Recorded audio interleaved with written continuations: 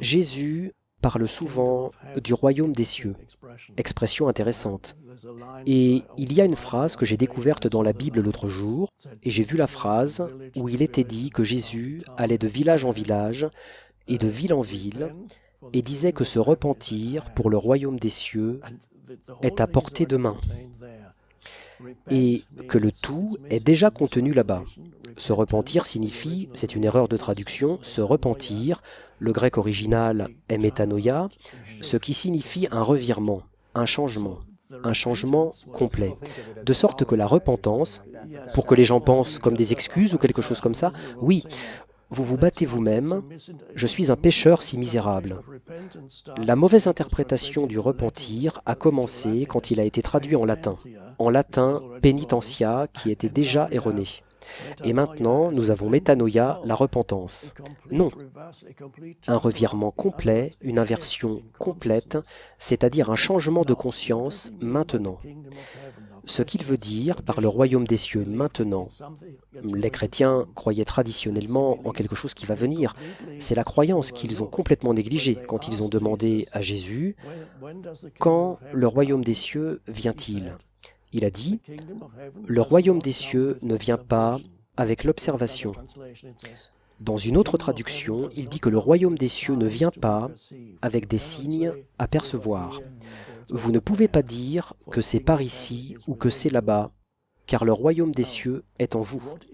Maintenant, quelle est cette chose qui est en vous, où vous ne pouvez jamais dire que c'est ici ou que c'est là-bas? Je retraduis le royaume des cieux en terminologie moderne. Pour royaume, je substituerai dimension. Et paradis, qu'est-ce que le paradis? Quand vous regardez le ciel, vous voyez le vaste ciel, l'espace du ciel. Il a utilisé cette analogie pour désigner une réalité intérieure qu'il a utilisée, parce que le langage se réfère généralement à des choses extérieures que vous pouvez voir ou toucher. De sorte que le plus proche que Jésus puisse trouver dans le monde extérieur pour pointer vers quelque chose dans le royaume intérieur était de regarder l'immense espace du ciel qui en lui-même n'a pas de forme particulière, mais est étonnant. Et il a dit que le royaume des cieux est alors le paradis. Ma traduction est l'espace intérieur qui est l'esprit épuré de la conscience du mental, sans concept, sans pensée. C'est l'immobilité intérieure éveillée. La dimension de l'espace, trouvez cette dimension auquel fait allusion l'enseignement primordial de Jésus.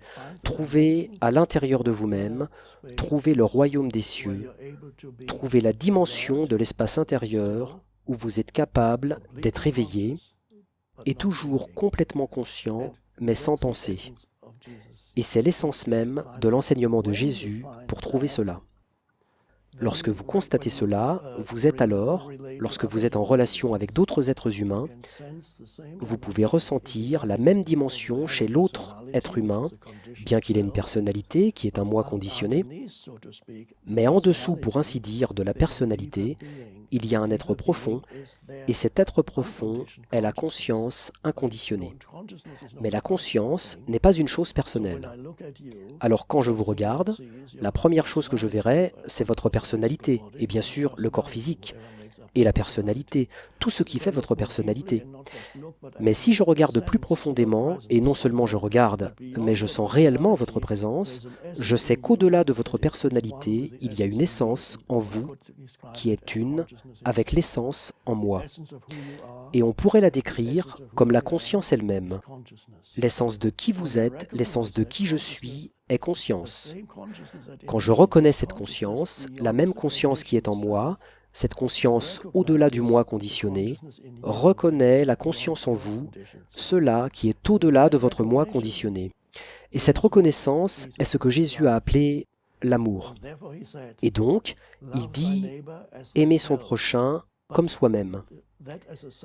Mais cela, comme une déclaration séparée, ne fonctionne pas. En revanche, quand vous le mettez ensemble avec le royaume des cieux, trouvez le royaume des cieux en vous, la dimension de l'espace, alors vous reconnaîtrez votre prochain qui est n'importe qui avec qui vous êtes. Alors, vous le reconnaîtrez comme vous-même.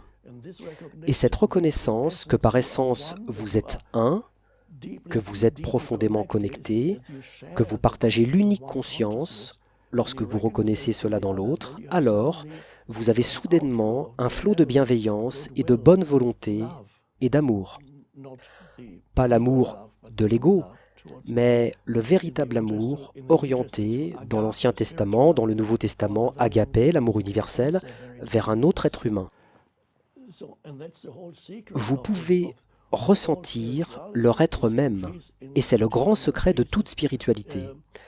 C'est en Jésus, dans l'enseignement de Jésus, c'est ainsi notre but ici, au-delà des buts personnels que nous avons. Chacun a son but personnel, le travail que vous faites, quoi que ce soit. Il y a un but plus profond sur lequel le but personnel doit être aligné. Et ce but plus profond est de vivre à partir de cet endroit plus profond. La façon dont j'interprète, vous savez, la langue anglaise n'a pas de mots pour décrire à la fois les hommes et les femmes.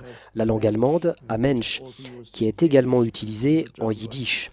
Pour le mot allemand, Mensch signifie à la fois homme ou femme. Depuis longtemps, je regrette que la langue anglaise n'ait pas de mot pour un humain. Il faut dire être humain. Mais maintenant, je suis heureux d'avoir à dire être humain parce que cela décrit exactement les deux dimensions. L'humain est un moi conditionné, c'est une personnalité, votre personne historique qui vient du passé, basée sur le passé, qui vous êtes en tant que personne, ce qui inclut votre corps physique et votre moi psychologique. J'appelle parfois cela votre identité de forme.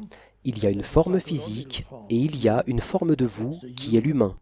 Et puis, il y a un être. L'être est le moi plus profond, qui est la conscience inconditionnée, et aucune vie humaine n'est accomplie, à moins que l'humain n'ait au moins un certain accès à cette dimension en lui. Cela est vraiment le but ultime, d'au moins, peut-être pas un accès complet, mais au moins pour avoir un aperçu de ce qui transcende le moi, pour avoir un aperçu de la transcendance de soi dans votre vie. Si vous, quel que soit votre succès dans ce monde, si vous n'avez jamais eu un aperçu de la transcendance de soi, alors votre vie est assez inutile et il est très peu probable que vous soyez un être humain heureux. C'est le paradoxe ultime avec tout cela. C'est presque impossible à tenir, même si quelqu'un a passé sa vie à essayer d'atteindre cet état. Vous ne pouvez pas fonctionner. En tant qu'être humain, peut-être pas en tant qu'être humain, mais juste en tant qu'humain, il serait presque impossible d'être constamment dans cet état, dans un monde qui n'existe pas dans cet état.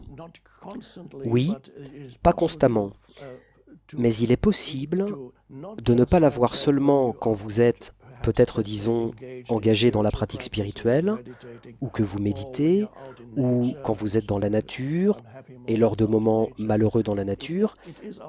C'est notre tâche d'incorporer autant que possible ce niveau de conscience plus profond dans notre vie quotidienne. Même si nous ne réussissons pas tout le temps, c'est bien, cela fait partie de la pratique. Donc, on pourrait dire, alors, que notre but dans notre vie quotidienne, au-delà du but personnel, qui est également important parce que nous devons aussi honorer qui nous sommes en tant que personne, et nous devons honorer notre identité en tant que personne, car sans aucun doute, cela existe. Et tout ce qui constitue votre identité, que cela relève la plupart du temps d'un domaine personnel, peu importe que vous vous identifiez à quelque chose de collectif autour de vous, cela pourrait être votre religion, quelle qu'elle soit, ou la culture dans laquelle vous grandissez, cela a sa place. Ce n'est pas un problème. Mais si c'est tout ce que vous savez sur vous-même, c'est très limitatif. Donc, vous l'honorez, mais il y a plus en vous que cela.